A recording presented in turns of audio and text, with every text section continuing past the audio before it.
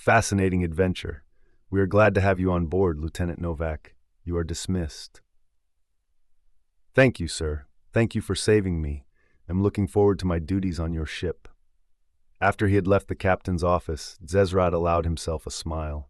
The infiltration had gone perfectly, for the real Lieutenant Novak had died months ago. He was Zezrad Zilhaj, a spy of the Acroli domain. His mission was to find out the greatest secret of humanity, the greatest secret of the galaxy, actually. How humans had become the dominant species of the known universe. They had appeared on the galactic stage just a few centuries ago. An unremarkable, mediocre race not gifted with any special abilities. Yet, for some inexplicable reason, they had managed to overtake most of their competitors in the blink of an eye. This was due to their ability to completely disregard the effects of space-time FTL debt that every other race was suffering from. While it was possible to travel faster than light by ripping a gateway into another dimension, it turned out that the universe was not fond of its natural laws being bent and broken. This distortion of space and time resulting in a debt that had to be paid. After an FTL jump, every biological creature suffered from a form of space lag. Travelers were completely exhausted and needed at least 5 to 6 days to recover from the devastating effects of the jump. Even when hibernating in cryosleep, the time to recuperate varied between 3 and 4 days. As a result, wars across star systems were almost impossible. An enemy fleet arriving was practically helpless for at least 3 to 5 days. Even if the fleet arrived far outside the system of attack, out of reach of the invaded, it gave the attack system at least 2 weeks' time to track and prepare for the assault. Trade was bothersome as well. It did not make much sense for goods to arrive in a system when the crew was incapable of servicing the cargo for several days. Traveling across the stars for reasons of tourism, exploration, or diplomacy was severely limited as well. Few creatures were willing to bear the space-time debt burden and only traveled to another star system when it was absolutely necessary. Most systems in the galaxy were thus self-sufficient and exploration and expansion slow. Even the Rista, the oldest FTL-capable race in the galaxy, had not found a solution to this problem in over 100,000 years of FTL travel. Yet humans, for some inexplicable reason, were the only race seemingly unaffected. Expansions that had taken most other races millennia, humans had done within a few short centuries. Like a locust swarm, they had ventured out from the Sol system, completely changing the state of the galaxy. When their military forces arrived in a hostile system, they were capable of attacking within just a few hours, sometimes even minutes. They had no problem with transporting goods between the stars and servicing the cargo right away. Humans could jump into a system, offload the cargo, take in new cargo, and jump away within a few hours. Everyone else would have needed at least 3 to 4 days to accomplish such a task. With such an advantage at its disposal, humanity had become the strongest military and commercial power in the galaxy. Humans were basically everywhere.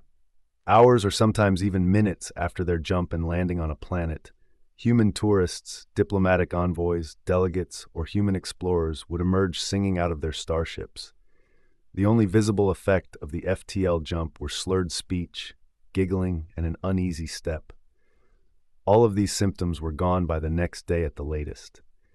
Every other biological being in the galaxy would have been hard-pressed to remain conscious such a short time after an FTL jump. For centuries, the galaxy had wondered how humans did this, and Zezrad was about to find out. There had been other attempts at infiltration, but his attempt was the most elaborate by far. A few months ago, a scout ship of the Acroli found a damaged human exploration vessel in an outlying Acroli system. The sole inhabitant, Lieutenant Novak, had been dead for weeks.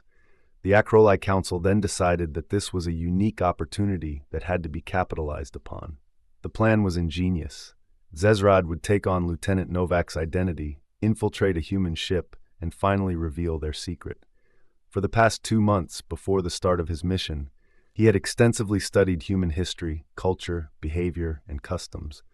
Through several large-scale operations that had cost more than a frigate, his exterior and interior had been altered. His appearance changed from that of an Acroli to that of a human. Nothing short of a full DNA scan would reveal that he was in fact an alien. Novak's exploration ship was then transported to a nearby system with a human presence, where Zezrad had activated an emergency beacon with a deliberately weak signal in order to not cause suspicion. 2 weeks later, he was rescued by the trade ship ESS Moagjim. The captain and his crew were immensely interested in Novak's story, a story which Zezrad told so convincingly that no one suspected anything.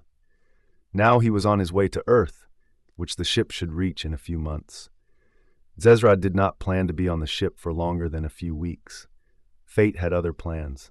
Soon after leaving the captain's quarters, the ship shook violently. "We are under attack," the internal communication system shouted. "All personnel to their stations. Lieutenant Novak, report to the bridge immediately." Cursing in his native tongue, the Acroli rushed to the nearest elevator. He had to obey, otherwise his cover could have been blown. When he arrived, the captain was already there. "Ah, Novak, take the Nav Console," he commanded. "Our navigator was wounded in the attack, but as an explorer, you should be a good replacement, eh?" "Yes, sir," Zezrad replied. Fortunately, as part of his cover, he had also extensively studied navigation, and while he was no expert on the topic, his skills would do. "Captain, another 14 pirate fighters are descending upon us from Sector 7. They will catch up to us in 35 minutes, someone shouted. "Those damn pirates, they know human cargo ships have the best stuff," the captain replied rather casually. "All right, gentlemen, full acceleration. Prepare for emergency jump in T-minus 30 minutes. Zezrad froze. Emergency jump? T-minus 30 minutes? The captain couldn't be serious. A jump needed hours to be prepared. The space-time debt of a rushed jump would not result in an exhausted but in a dead crew. "Mr. Novak, plot the best possible course to Fola 7. "Yes, Captain," was Zezrad's deliberately calm answer. Internally, he was screaming. There was a good chance that an emergency jump would kill him. After plotting the best course to the Fola system his abilities allowed for, the Acroli spy allowed himself a minute to assess his situation. There was a high chance that an emergency jump would kill him. He had to prevent that at all costs. He had to get into a cryopod ASAP, even if there was a possibility that it would blow his cover. Surely even the humans would have cryopods on their ships. Nervously, he turned to the captain and asked, "Captain, shouldn't we all get to the cryopods?" The captain and the crew of the bridge looked at Zezrad in utter bewilderment. For half a second he thought that it was all over. Then the entire bridge exploded into laughter. Even though the ship was under attack, the episode lasted a full minute. Removing tears from his eyes, the captain finally said, "I see that those few months stranded on that planet did nothing to kill of your good humor." He pushed a button at his chair, and at the end of the bridge, a door slid open. "This is the captain speaking. All crew members have permission to take their anti-FTL Jump medicine. Don't overdo it, people, especially not Jenkins from engineering. Last time you were out of commission for 2 days." In an orderly fashion, the crew of the bridge then went to the door that had slid open. They came back with bottles with various liquids.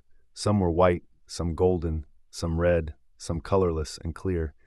Some crew members did come back with tablets, others with some kind of powder. All were drinking, snorting, or swallowing their chosen item. "Mr. Novak, we are at T-minus 15 minutes. I suggest you take something." This came from the captain, who had 2 empty bottles before him and was drinking his third. "Yes, sir," was Novak's perplexed answer. As he made his way to the small storage room, he pondered his situation. Whatever the crew was consuming, it was the key to their resilience against the effects of FTL space-time debt. This was their secret.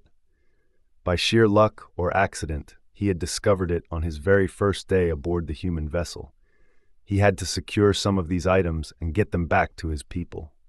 When he entered the small storage room, he saw the same bottles and powders and tablets the crew members were consuming. He took some tablets and packages with powder and hid them in his pockets. The bottles were too big to hide, so he took 2 with a golden liquid in it and returned to his station. While he opened it, he noticed the crew starting to behave strangely. The ones drinking the various liquids seemed relaxed and were joking among one another. The approaching pirates seemed almost forgotten by them. The ones that consumed the pills or powders seemed to be either asleep in their seats or completely lethargic. One crew member was grinning and waving his hands at something non-existent that was clearly visible just to him. In all his studies about humanity and their culture and history, Zezrod had never come across anything like this. But if he wanted to survive, he had no other choice. He opened the bottle and took a sip. It nearly killed him. The liquid was burning as it poured down his throat. It left a heavy sensation in his gut while entering his stomach. He caught violently. The crew didn't seem to notice. "What is this poison?" Zezrod wondered as he forced himself to take another sip. This time it was still bad, but not as bad as during the first sip. Soon after, he started to feel strangely. There was some pressure in his head, but in a good way. He was happy and relaxed. He took a third sip. The stuff was tasting better and better. By the time the timer had reached T-0 and the ship had jumped into FTL travel, Zezrod had emptied his second bottle. Acroli Prime, 4 months later. "What does this even mean?" Senior Counselor Toltis inquired to his fellow council members. "We assumed that Zezrod was dead or captured, and now half a year later we got one cryptic message from him." None of the other council members replied. All of them were equally confused as Toltis. All had assumed that Zezrod's mission had been a failure. But after months of silence, an encrypted message had reached the Acroli domain. It was a recording of Zezrod in his human form that was less than 20 seconds long.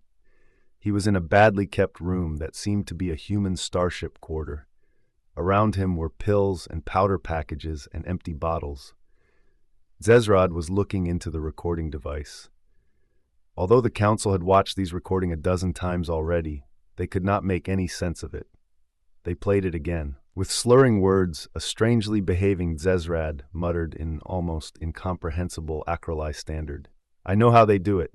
They drink and they take drugs. Somehow it completely negates the effects of the space-time debt." He took a sip from a bottle with a golden liquid. "That's their secret. Humans are constantly intoxicated, constantly drunk." The last few seconds of the message were just mad laughter. The Acroli Council members looked at each other in complete bewilderment.